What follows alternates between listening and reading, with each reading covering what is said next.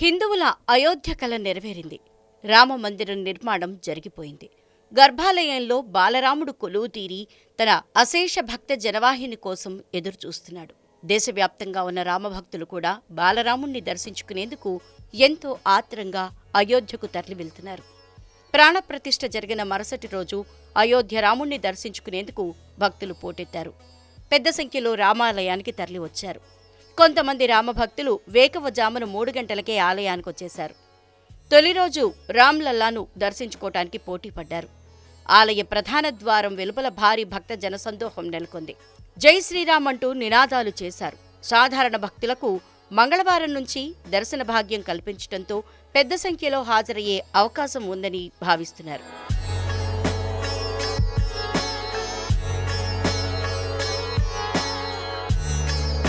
భక్తులు ఉదయం 8 గంటల నుంచి బాలరాముని దర్శించుకోవచ్చని ఆలయ పెద్దలు తెలిపారు.